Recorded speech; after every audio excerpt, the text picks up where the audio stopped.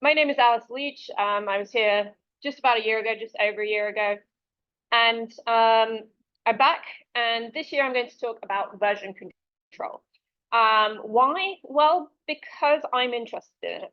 And I like to take the opportunity when I come to data nerds to pick a topic that I'm not necessarily an expert in, but I want to know more about, because it gives me the opportunity to research it while I'm creating the presentation and dig into it a little bit deeper. So I'm by no means the expert, but I hope in the talk I've covered the main bases, or at least the parts that I found interesting, and I've got some resources in there. So if I can't answer your questions, hopefully the links in my slides can. A little bit about me.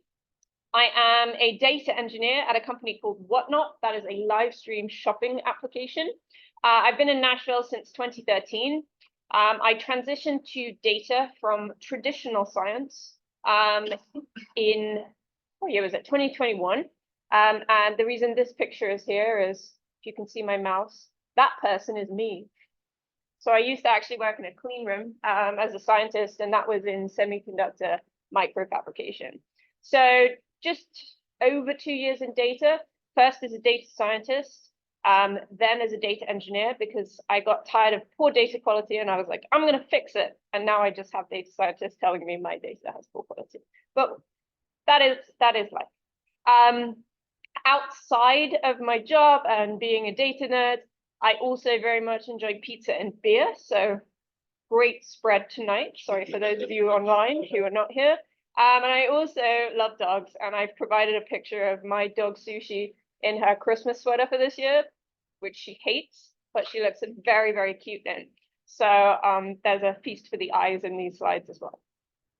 But let's talk about the topic at hand. So version control. What is it? Well, version control from a 10,000-foot view is just tracking and managing changes to code. And it says software code here because I got it from a Git software coding website, but really it's any code at all. It's also known as source control. I'll use the two terms interchangeably throughout. I apologize, but I'm not very good at keeping track of that. And essentially what we're doing is we're recording every modification to code in a special kind of database. And so we love data. This is databasing. So really everyone should be fascinated by Git because we are all data nerds. So why is it important?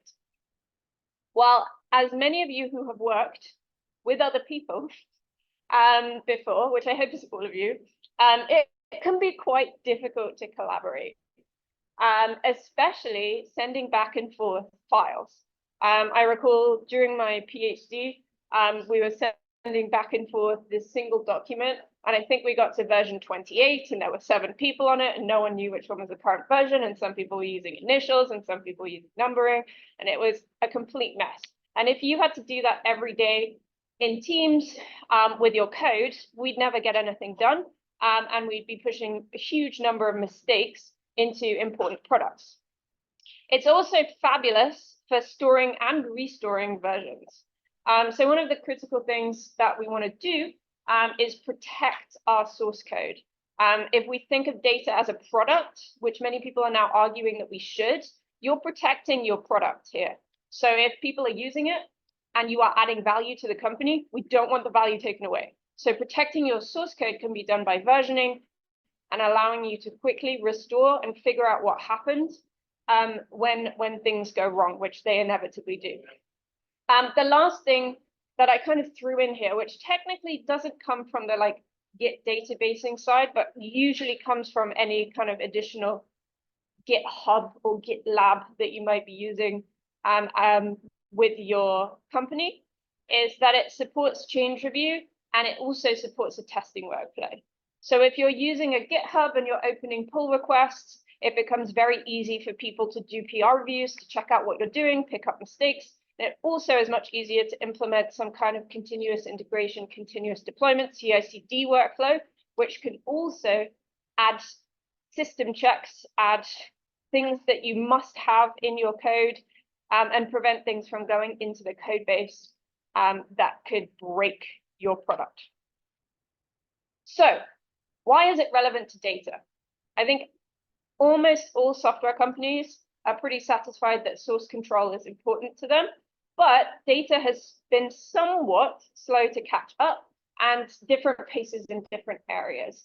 But I think we as data people can all agree that data is and should be a critical asset in most companies, industries, life, whatever you should so choose. And version control allows us to protect that asset. And here I've copied a nice sentence from SciSense, but it's catastrophe and the casual degradation of human error. But really, it's from day-to-day mistakes and unintended consequences of things that you do in one area of the code that affect things on the opposite side of the code that you had no idea were referencing the part that you were working in. It also supports better teamwork. There's more autonomy because we can all work in different ways and commit to the same code base and see kind of uniform results. It's faster for problem diagnosis because you can immediately look back to your commits, they're called in version control, and see where something broke. And it's also allows for access to many extensions, which you can use in collaboration with your technologies. The challenge with data products specifically, and when I say products here, I'm talking about data tools, is most of the analytics technologies were not originally designed for this. So version control is kind of a late addition, and they don't always play well together. So it can be difficult to implement this from the very beginning. So how can we take our data stack, and I just picked any random data stack here, but hopefully it's a kind of workflow that us data nerds are familiar with. So we have data coming in, we have a data warehouse, we have transformation going on. We might be pushing stuff back out to our sources, and then we're presenting data products in dashboarding tools, and we might also be using them in data science and machine learning. How can we take this and implement version control wherever we can?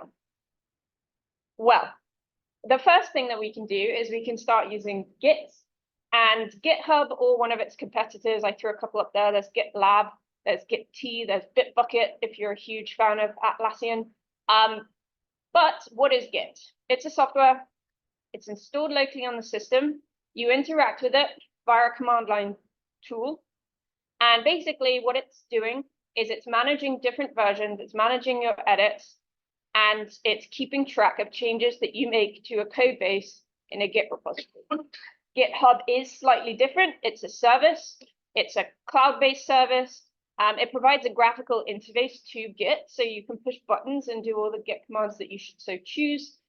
You can also add additional features like CI/CD, and if your company pays for it, it allows some control over privacy and sharing and that kind of stuff as well. I suggest everyone uses Git and some form of cloud-based management service. I certainly used Git a lot, and GitHub when I was making the career transition. It's a great place to host examples of your work and also prove to companies that you know how to use Git, which is a valuable skill. So let's look a little bit closer at Git, the software. So this is Git, not GitHub. Git is basically just a distributed database. It's built to store plain text source code files. And as you make commands, Git is going to use an algorithm to identify the difference between two blobs, the one you've modified and the original one. It's then going to save the differences as a compressed pack file, and it's going to store those in local memory or in memory that GitHub supports. There are a couple of things that are specific to Git. So it's built to store plain text files, and it's built to store diffable, so looking for differences, files with significant portions in common. So if you try and apply Git to some things, you'll probably run into memory issues and performance issues. But in general, if you're using text, and if you're coding in whatever language you so choose, Git is a good fit for that. On the right-hand side here, you'll see a screenshot that I grabbed from a fabulous set of blog posts, which I've referenced in the bottom left. There are actually 5 of them, and it talks about exactly how Git works. Highly recommend if you're a bit nerdy like me, and particularly to those engineers out there. I think the scientists might not appreciate the compression chat as much as the engineers, but hey, very good read. And essentially what that thing on the right is showing you is how the Git calls a specific commit, so a specific version from memory. So it's a reference to a tag, and then the tag goes to an object in a commit, and then the commit goes to the tree. And basically it's layered in there to improve performance. But it's absolutely fabulous piece of technology, and it's also open source. So they actually wrote this to encourage you to commit to Git itself. So it's like an inception of Git. Is out there and wants to start committing to Git, I would highly encourage it. I don't know nearly enough about it to do it yet, but I'm on my way. So where should I be using Git? Everywhere. So bear in mind, it wasn't designed for everything, and we'll talk a little bit more about that later. But in general, if you are working with other people or even by yourself and you make mistakes, it's a great way to store any kind of code in a version controlled fashion. I'll even say if you're working on documentation, you put it in Markdown, it's a great place to store documentation as well. So use Git everywhere. Great example, pipelines. If you've written any custom Python code to create features or transform your data, put it in Git, share it with other people, and make sure you're using version control every time you make modifications to the code. Okay, so Git's a great starting point, but it doesn't necessarily fit very well or help us apply version control to more specific data tools. So with that comes infrastructure as code.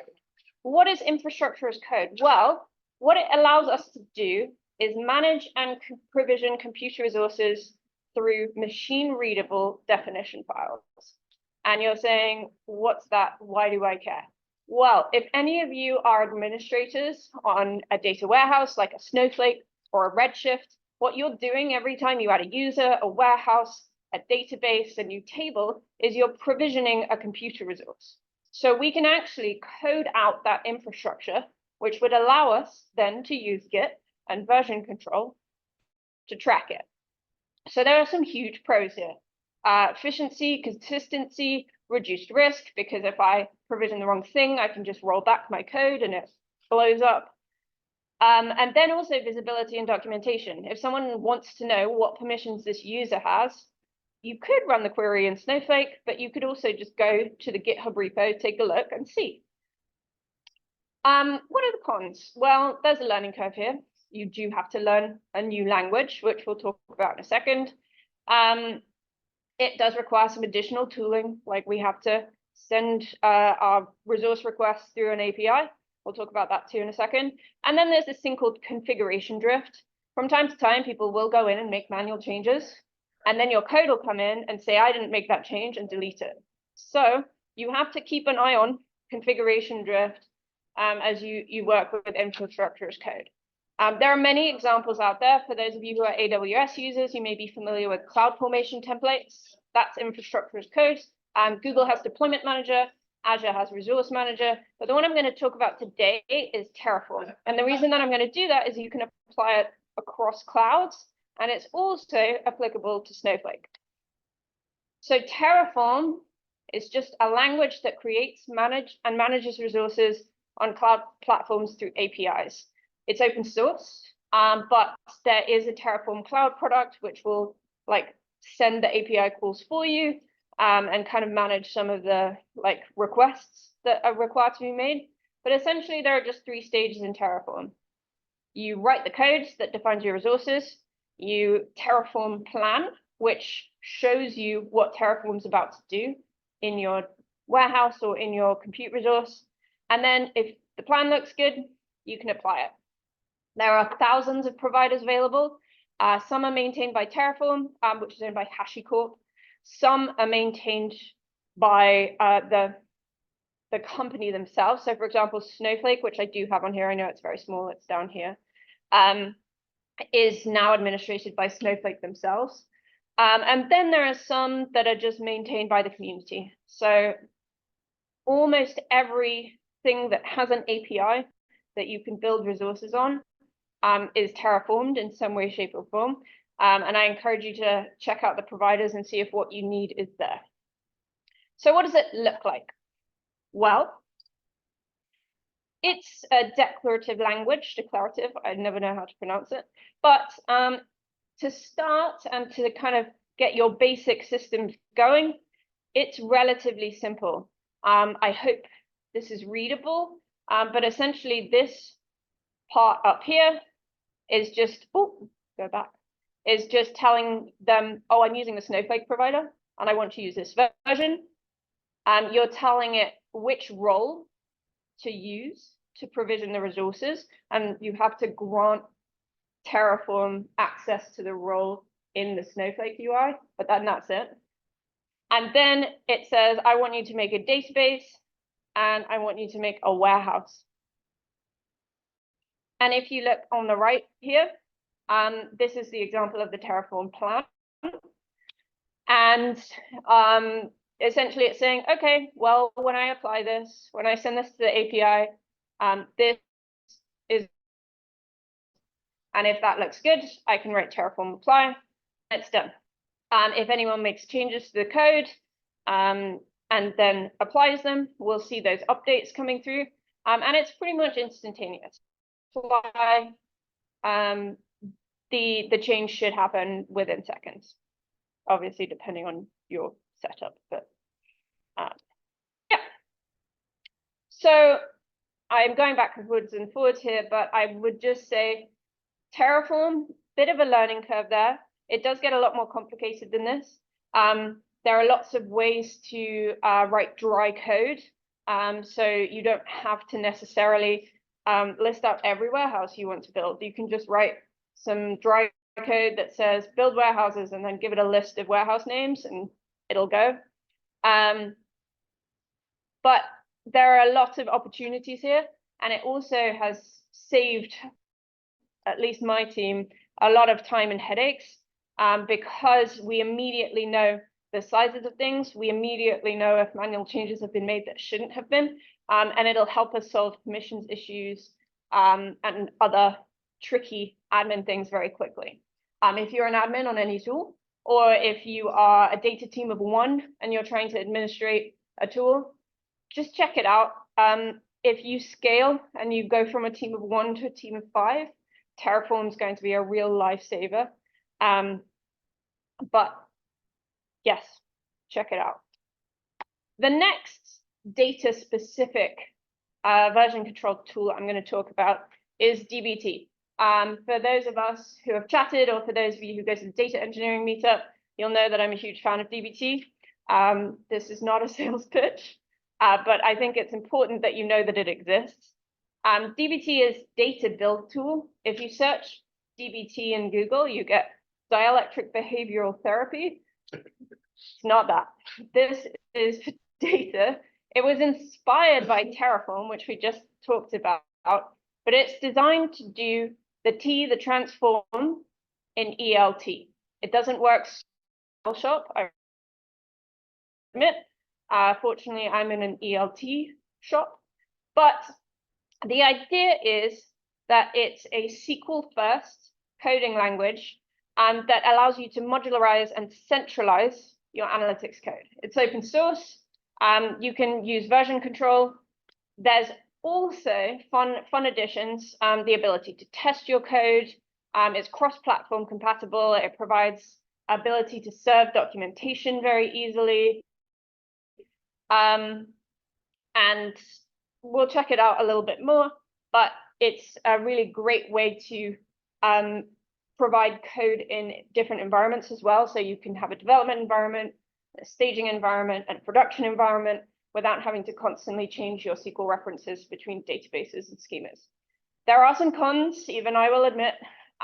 It can get really slow, particularly as your projects grow. I'm talking thousands of tables here rather than tens, but you do need to bear that in mind. There are limited out-of-the-box solutions outside of Select that's really designed for transform. You can make it work to load and unload, but it's not designed for that, so it's a little bit tricky. And currently, there's no field level lineage in the documentation, only table level lineage, and I don't think that's in the immediate roadmap for DBT. There are a wide variety of adapters, but you can use it with Azure or GCP or Redshift, and a variety of other things too. So what does DBT look like? Well, really, it's just a bunch of select statements. And then you've got some Ginger mixed in with your SQL. Ginger is a Python-based templating language. And the most common thing you will see in a DBT model, which is just a select statement, is this ref function, which I've highlighted in green here. That ref function is doing two things. The first thing it's doing is when you run the code, it's interpolating the schema in the database into your model file. So it will change it to the name of your database. So database1 dot schema name dot, in this case, stage orders. And you can use this reference to define different coding environments. So say, if I'm in development, I want you to put this database here. If I'm in production, I want you to insert a different database here. So it allows you to control for that. The second allows you to build a dependency. DBT, which shows you the relationship between all of your tables. The other thing that Ginger adds, the icing on the SQL cake, is the ability to add control structures. So if and for loops, if statements and for loops to your SQL code. So this comes in really handy for things like case whens. If you've got a very, very, very, very, very long case when, you can provide a for loop with a list of values and just give it one case when and have two lists filling in the gaps, which is kind of great. I guess a dictionary is probably more useful, but lists. The other thing that DBT has is YAML. YAML is yet another markup language, and what you do in the YAML is you provide configuration to DBT, and that's both at the project level. So this top one here saying, this is how I want you to materialize my models in the database, be it a view, be it a table. And then at the model level, it allows you to provide a description and then also tests. So in this example here, I've got a description for my table, and then I've named a column, I've described it, and I've said, okay, I want this column to be unique and not null. And DBT, when you build the models, so when you run the table, will also run a SQL statement against the table and error if the customer ID column is not unique, or if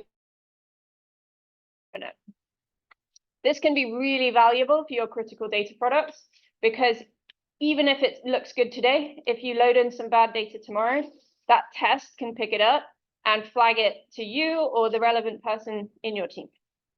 So I just wanted to give you a quick view of what's provided out of the box. So on the left here is the documentation page. Again, this is open source. When you run a command, it will show up as an HTML file. If you go for the open source version, you would have to then serve it yourself. If you have DBT Cloud, it's provided for you. But with that documentation comes this lineage graph, which allows everyone to see exactly where the data is coming from, all the way back to the first table that you've loaded into your warehouse. So DBT is a really, really great way to version control your analytics code, so your SQL statements. And possibly one of the most awesome things about it is if you have all of your SQL defined in a GitHub repo, you can give everyone access to the GitHub repo and they can see exactly what has been run on each field as it comes through the pipeline to where they're using it. It saves a lot of time, particularly from the engineering side, because when someone asks you, hey, what transformation have we done on this field? Why does it look like this now when I'm seeing it like this in the source? And you can say, hey, go look in the repo yourself. So that's kind of fabulous. But the version control behind it is Git and GitHub. DBT is just providing a nice framework for you to have exceptional version control and transparency on your SQL code. It does also support Python. If you're a Snowpark person or you write all your code in Python, it does also support Python. That's kind of a later addition, so it's not quite as developed as the SQL side, but I encourage you to try it out. Again, it's open source, and it's been a real game changer for us, particularly in the development side, because it's a really good way to isolate people playing around with tables from the products that are in backing your dashboarding tool, whatever that may be. Okay, Lake FS. Well, what is this? So we've talked about how we might add version control to our infrastructure, and we've talked about how we might be able to track SQL. But one of the things I mentioned at the beginning is that Git is not very good at tracking things that aren't text. And also, we haven't really talked about the data itself. So Lake FS is inspired by Git, but it's designed to manage changes to objects in an object store. So I've used S3 as the example here, but it's any blob storage that you can think of. So the kind of problem statement that the Lake FS team give are Git that scales to S3. And they have a great of like a PySpark job that someone modified that was supposed to delete 100 rows of data, and it ended up deleting 250 million rows of data, and they could not get it back. Lake FS is designed to allow you to press a revert button and get 250 million rows back. So the pros are that it works with all data formats, so you don't have to have a CSV or a JSON or a Parquet file. You can have any of them or all of them. It's got a secure environment for data ingestion and experimentation. So when you make a branch, you're not affecting the production copy of the data. You're only affecting the copy of the data that's in your branch.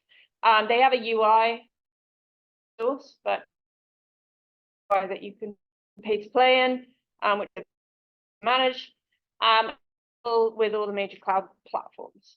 The cons are it's only for object storage. This isn't going to work on other data storage types, and it's only used for versioning. It's not really extensible to other data management tasks. So let's take a look at what it does. The workflow is that you would create a Lake FS repository on whatever storage you're using. I've given an S3 bucket here. You can import your files.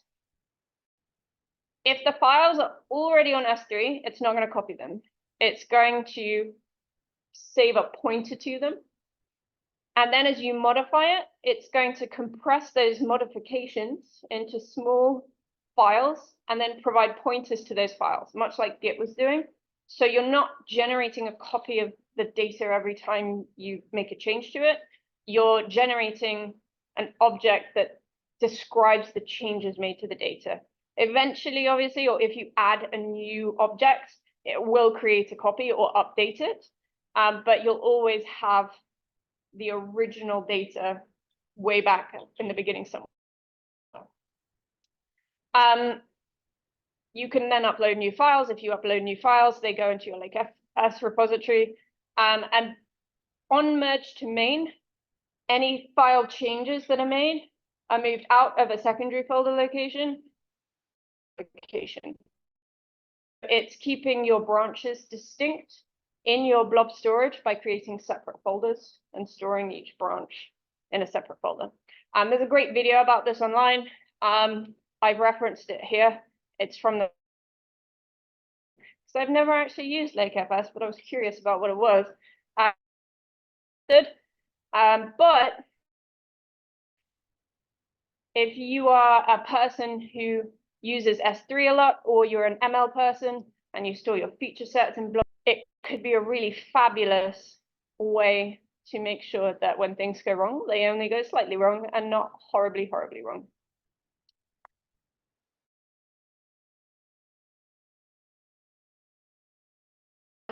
In the interest of talking to an analytics side of the room, I want to touch on version control and dashboarding tools. I currently at my workplace don't have version control on my dashboarding tool, and it drives me absolutely bananas. So there are frequent occasions where people will be working in the same dashboard at the same time and adding things, and they'll be blowing each other's changes out repeatedly. There'll be times where people were like, why does this look different? And we have no idea because we have no version history. And I think many people in the room might think of similar scenarios where it would have been really nice to turn back the clock and see exactly how a dashboard was set up on a specific day, even to just discount that as the cause of whatever data question you're getting. Charts and dashboards of data that the rest of the company is seeing. So these are our products, and these are the things where if they look bad or if they look different every day, people are going to be mad. So it's really important to have a record of what changes are applied, particularly to those high-value dashboards that the CEO wakes up and looks at in the morning. The challenge here is that many of these dashboarding tools, many BI tools, don't really offer any version control capability or adequate last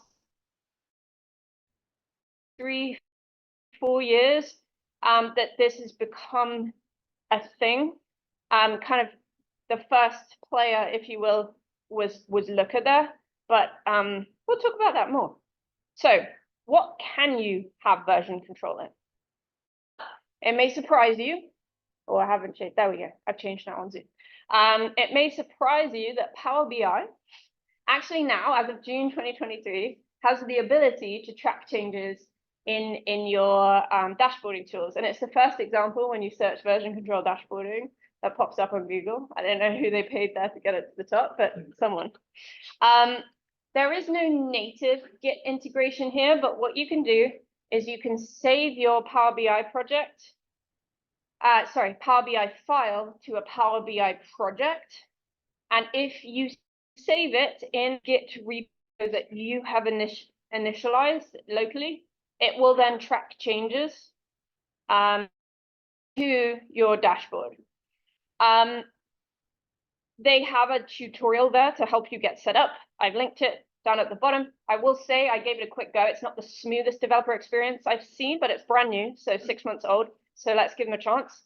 And I believe, I am not a Tableau person, but I believe there's a very similar workflow available in Tableau using some kind of Tableau project file and then creating a local Git repo and tracking it there. So I would encourage you, if you're a Power BI person, if you're a Tableau person, check it out and at least start tracking your changes locally. It'll make you look really good to your boss when you're like, oh, I know exactly what this looked like 6 days ago, within seconds. So my second example is Looker. Looker was built with integrated source control and arguably has the best developer experience when it comes to the Git side. It's pretty much built in. You use Git to record changes, manage file versions, manage dashboard changes. It also has this integrated semantic layer. Semantic layers are very hot right now, but basically it's a layer where you can define metrics for a company and control their versioning within Looker. Things that aren't so great about it, it uses its own language, LookML, instead of using a language that people might be more familiar with. So there is a steep learning curve there, and it's really not cheap. Which is very sad for most companies. But Looker is a fabulous tool and has integrated source control. So these are just some examples. I will say I didn't pick out every version control one because we'd be here all night. but I tried to pick out one at each kind of stage. So we've got our Power BIs, our enterprises of the world. We've got our Looker, which is our kind of built up, established tool. And Lightdash is our new tool. So Lightdash is a startup, and it is sold on being BI as code. If you Google BI as code, and like infrastructure as code, but BI as code, you'll see a bunch of tools. I've chosen Lightdash because it was built for DBT, and I wanted to learn more about it.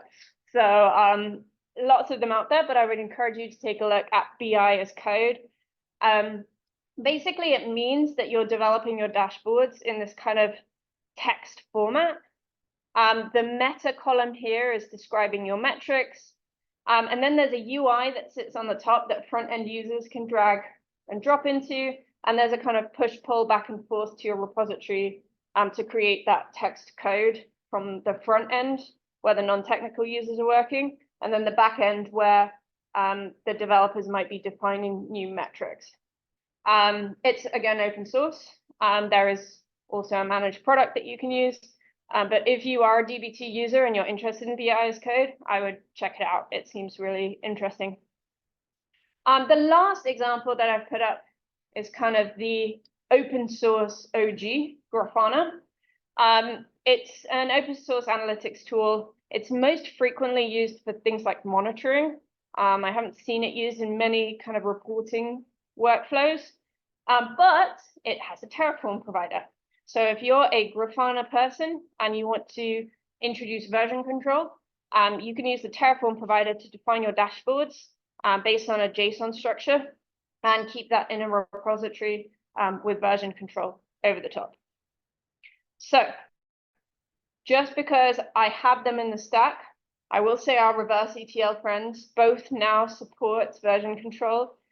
Census and High Touch, if you're familiar with reverse ETL, usually you have reverse ETL because it's really, really, really annoying for a data engineer to set it up manually. If you don't, you should buy your data engineer a beer because they've worked really hard on getting it smoothly integrated. But Census and High Touch around the same time released Git Link and Git Sync. Very similar, but they're quite similar products. And they basically just take all of those push-pulls that are defined, the maps between Salesforce and Snowflake, and they define them in that YAML markup language and push-pull them into a Git repo for you.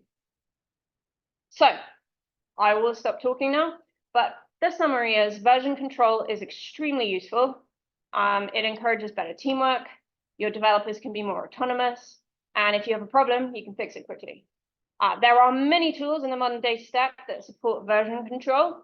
It's not necessarily the first thing that comes to mind, though, when people are picking a data tool. So I would encourage all of you to have one takeaway that the next time you're deciding what to use or you're trying to do something in data, you think about trying to implement version control into your workflow, especially if you're growing a team or if you're growing a system. So if you're expecting to go from one person to 2 to 3, maybe even bigger, I encourage you to implement version control as early as you can. And if you're expecting your data warehouse to go from 1 table to 1,000 tables, I would implement some kind of version control on that as soon as possible as well. I'm going to leave as my last slide, just the original data stack picture with my version control bits highlighted. And I'm happy to take any questions, comments, or concerns. Turn up the speaker so that Zoom folks can be heard as well, hopefully. Do I make noise out of the speaker? I think I do. Cool. Questions? So oh, yes, please go.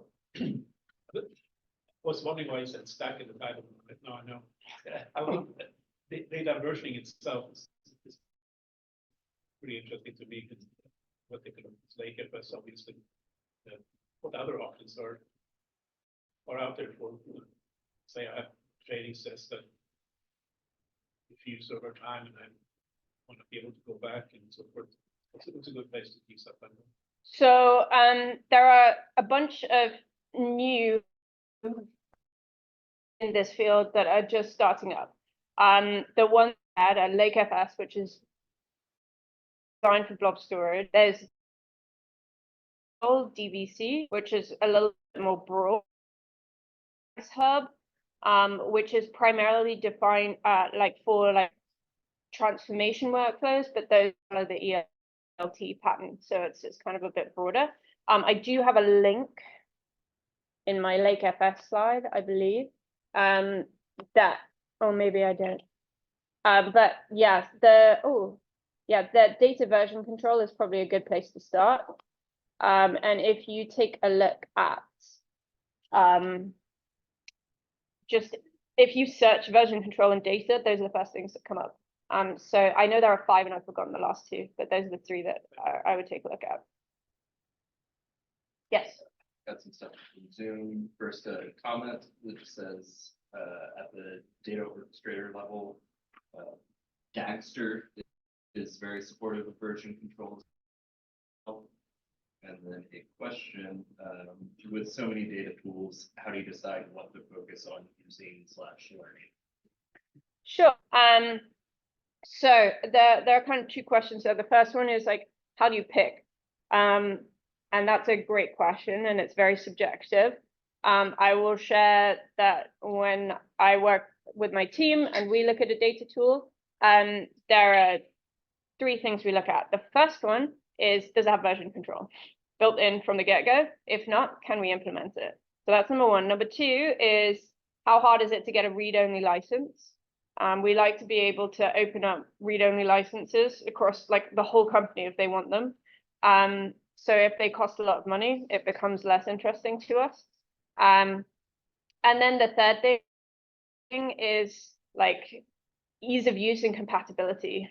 For example, like Looker and LookML. Does my team have to learn a whole new language to use this tool?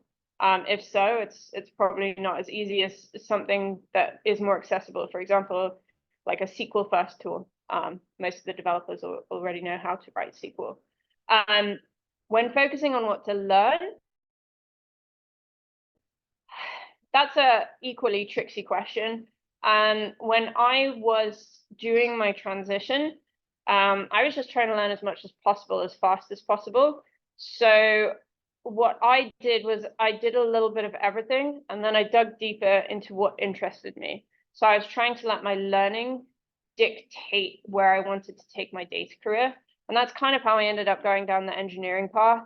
It just so happened, like I kicked off as a data scientist because it was a more natural fit coming from kind of the analytics side of academia. But as I was working in it, I was just more interested in the databasing side and the kind of technical weeds of how we're getting data from A to B.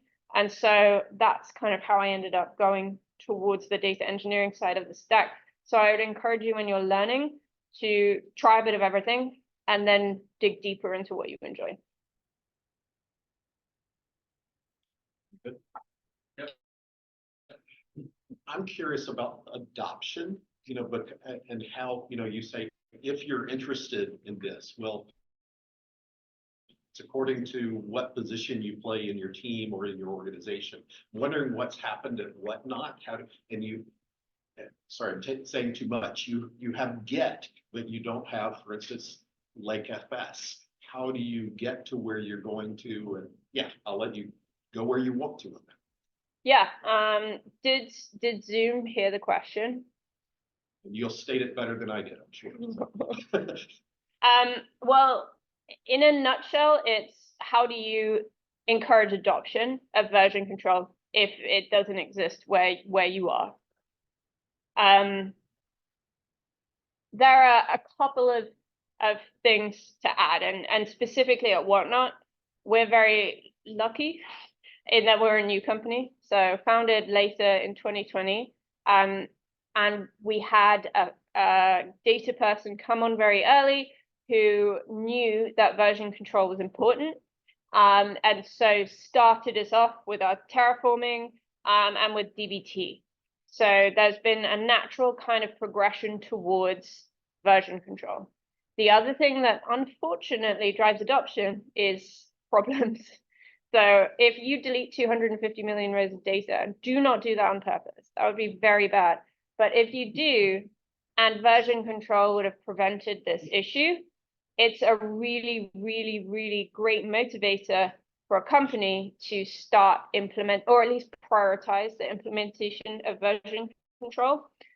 I will say, like, some things are easier than others. If you already have a Snowflake instance that's administrated, you have 100 users, it's quite difficult to go back and terraform it. There are ways of doing so, but it's not trivial, particularly because you can create lots of permissions bugs when you do the migration. But something like dbt is not as difficult to, because the SQL code probably already exists as is. You don't have to dbtify it from the get-go. And so it's a kind of low-hanging fruit to hop onto. And I would encourage you, if you're, particularly if people are doing duplicative work, if you're like working on a ML feature set and you find out that some other person has been doing exactly the same thing for the last 2 weeks without you realizing it, using something like dbt or even just a GitHub repo for your ML feature set, and there are feature stores available as well that I didn't get into today, but that's just a conversation to start having, just start mentioning in your team meetings. Like, wouldn't it be great if we had this in a shared repository? Because we wouldn't have had this issue. So yeah, I would say, first of all, if you're interviewing at a company, ask them if they're doing version control. And second of all, bring it up. Just keep mentioning it as a solver to many of the issues that we face. And eventually there'll be an issue big enough that it becomes a priority. Yeah. So you were talking about that. So when you are saying that, are you taking the snapshots of the dashboard and saving as a version 1, version 1.1 or something like that? It depends. So the question was doing dashboard version control. Are you like snapshot of the dashboard every time? And the answer is it depends on which BI tool you're using. So in, for example, Power BI, what they're doing is every time you save, it records in code what you've so it's not saving the, it's saving the definition of the chart that you've made. The code that sits underneath that says I want to sum this and divide it by that, etc., etc. So every time you hit save, it's creating a new compressed file that has that version in it. If you're using BI as code, it's saying, okay, we're not going to just do this in the UI anymore unless we're a business user. We're going to take that and we're going to put it in markup, and we're going to define our sums and metrics as statements, and I'm going to save those in Git, and then they take those and then similarly, when people drag and drop things onto the dashboard, which is just charts at this point, it's then pushing back basically a JSONified version of the dashboard. What you don't get is it looked like this today, specifically, like this chart looked like this, and it looked like this tomorrow. You need the data version control for that, so that you can say, I know for a fact that these values were in this table or CSV object at this time in this place.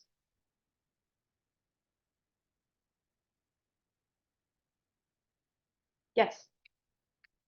Yeah, really comprehensive look at various tools. Wonder if you will share slides. Absolutely. Yeah, I'll send them to Glenn and they should go on the data nerds. Yes. There's one little corner in there that's not covered yet. What do you do when you want to version your database? So, Whoa, right, it's expensive. the schema and you know, supporting lookups and so forth. We use pretty old tool called Liquibase, but otherly and alternatives. So I must say the one that I know, the only one I know anything about Snowflake. So I'm going to talk a little bit about that. For the infrastructure side, so across like in our AWS Postgres instance, et cetera, we'll use Terraform to define the structure itself. So to the schema level, we're defining things in Terraform. Problem is To- when you need to update the database, right? You actually need to drive SQL commands to. Yes. In this, and so on the data side in Snowflake, they're expensive. But basically it takes a snapshot of your data at a certain time period and allows you to go back to whatever specific time, and then we record the query history. So any kind of transaction that was made against that table, we have a record of it, and then we can go backwards in time. It's expensive and you can only do it for certain tables, but we'll keep 90 days for anything.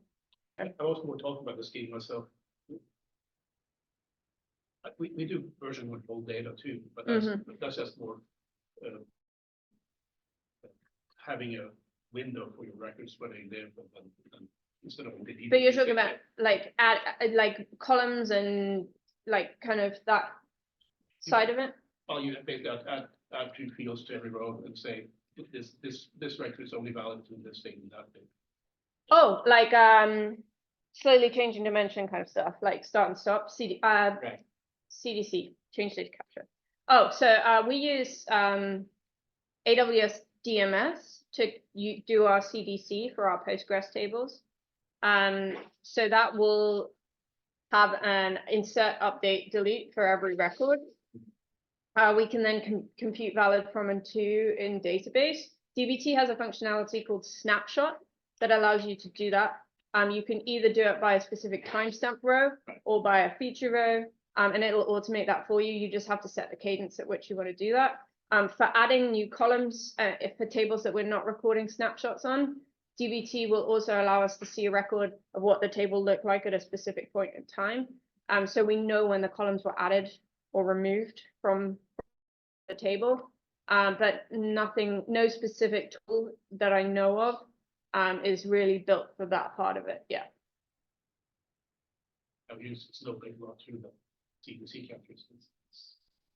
Yeah, it's very cool. Other questions for Sam? Just a comment, I think, it's adjacent to the question, but still on top, is a fantastic Python tool for versioning the database schemas and DDL in a list-worthy. I'll have to check it out. Yeah. And there's a link in here, and I'm gonna throw all the links from the chat and check them out. No questions. Let's.